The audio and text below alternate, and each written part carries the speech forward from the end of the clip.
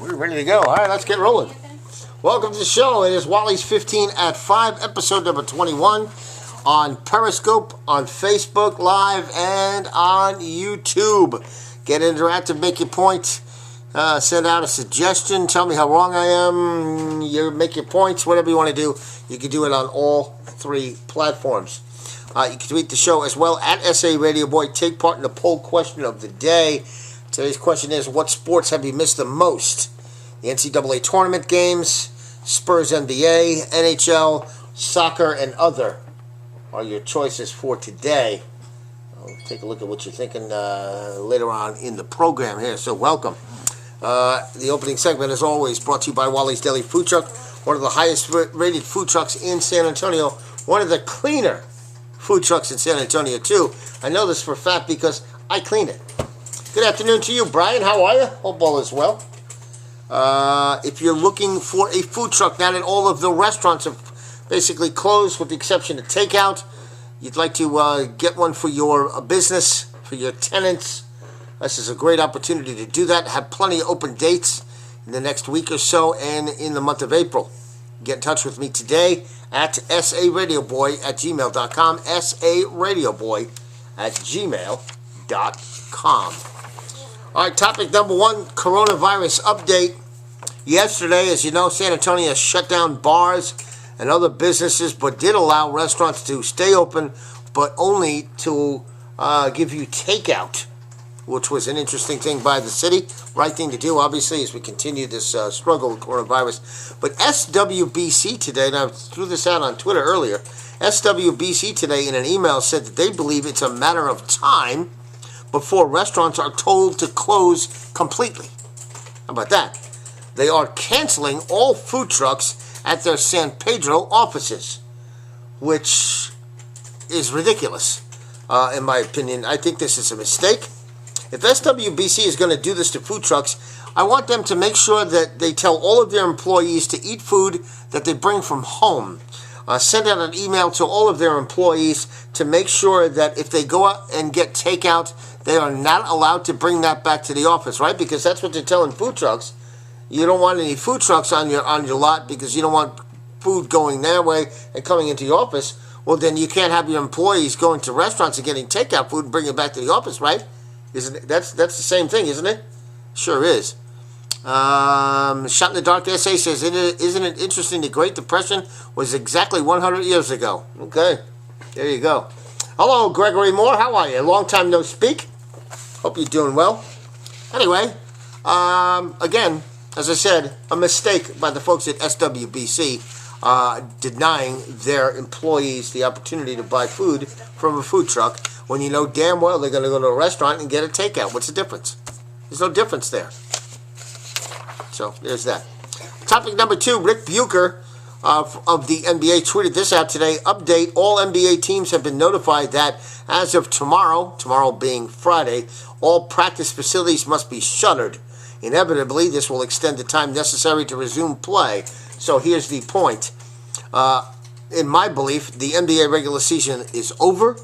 We will get a full or partial playoff season, and that will be it for the NBA. The Spurs playoff run, to me, is officially over. Bet the house. I don't see any scenario where they can go back and play the regular season. If they're out till mid-June, that's not going to happen. So we're going to get a either full or partial playoff season, and that will be the end of the NBA season. Unless they decide to skip the Olympics altogether. And I don't see that happening either. Topic three. I was supposed to be at the... I'm going to close the blind just a little bit. I want a full playoff season, says Southern Boy, Houston, Texas. Okay. I think it all depends on how much time is left. How much time they'll be allowed to do that. Again, I would rather have the Olympic Games than the NBA playoffs. I'd rather see that. And that's my feeling on it. Robert Pasquini says, why did Peyton get a test if he had no fever and no cough? Because he probably paid for one. That's the whole controversy with athletes getting these tests. They are going through private business and buying these tests for whoever needs it. That's how they're getting him. That's why Joe Smith, or John Q. Public is not able to get them, because they don't have the money to buy them. But the NBA players and the NBA franchises clearly have, billions, and they are buying the tests from private businesses who make it available to them. It's all about the dollars, and that's how these guys are being tested. So there's the answer to your question, Robert Passaquita. As I knew from the very start, I am smarter than you. Again, I was supposed to be at the FanDuel Sportsbook at the Meadowlands in New Jersey today with brother Bob Passaquita, watching the first round of the NCAA tournament today, betting on the games, doing some drinking, some day drinking, something I've always wanted to do, and I was denied. Instead, I had to cancel all my trips, and if you have a trip booked, don't follow what Orbitz is telling you 72 hours and then get in touch with us. Get in touch with them as soon as you can, because it's impossible to get in touch with Orbitz at this point. Their phone calls, you either stay on hold forever or you get disconnected. And so I was able to cancel one trip. I wasn't able to cancel my car, and I wasn't able yet to cancel my second leg of my trip coming back to San Antonio. So I may end up getting screwed over by like $300, or in this case, Mrs. Passaquita paid for the tickets. So don't listen to Orbitz, don't listen to anybody else. Get on the line, get online, and get in touch with these people as quickly as you can, because they're all full of shit. There's that. So these are my two favorite days of the year, today and tomorrow, and sadly, that's over. Too bad and too sad. Let's see what you guys are thinking here. Robert Passaquita says, correct. Trump knows nothing about this, says Bob Passaquita. Brian Marenberg says, I was supposed to be at Met Spring Training. That's another thing that I'd like to do one of these days, and I'm sorry, Brian, it's out of my control. Topic 4, what to watch with no sports. The final season of Brockmire debuted this week. I think it was either last night or the night before. I watched it last night. Promising. It's got a different twist to start the season. All of a sudden, he has a daughter. But at least in the coming attractions for the season, the female lead comes back. Can't think of her name now.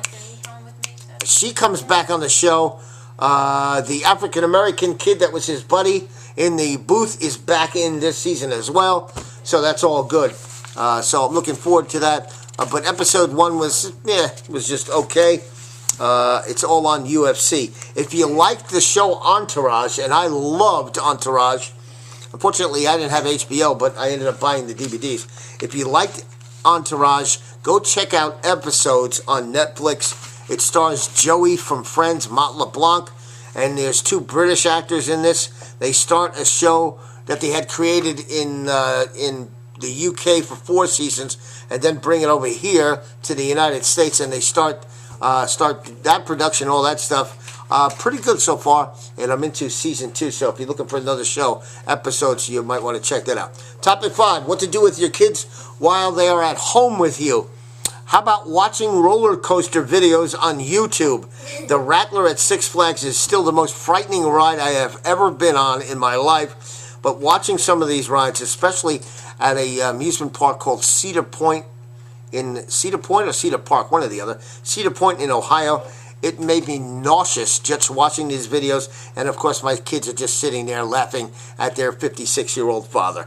It was just hysterical. It was good times. Topic 6, the NFL 2 cuts. The big story today, Joe Flacco gets released in Denver. He had 2 herniated discs in his neck.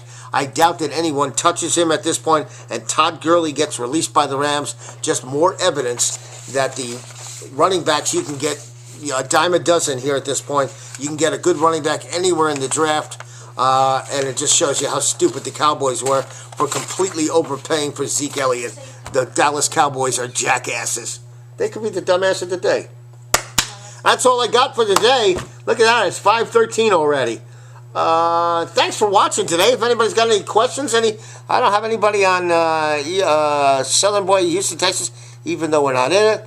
Versailles 78,000 says, bonjour, monsieur. Bonjour to you. Otherwise, Periscope brought nothing to the table today. Good to talk with you guys on Facebook Live today. Peace out. Did I hear Anthony giggle? Yes, you may have heard Anthony giggle. Thank you very much. That'll do it for episode number 22, 21. We will see you tomorrow at the same time right here on Wallys 15 at 5. Yes, Chris Sale has to get Tommy John surgery. We're in South Texas. Nobody gives a rat's ass about the Boston Red Sox or baseball at this point. So there's that. All right, have a good one. Peace out. Thanks for watching. We'll see you tomorrow. I'll try to come with better hairdo tomorrow. No, I won't. I don't give a crap. See ya.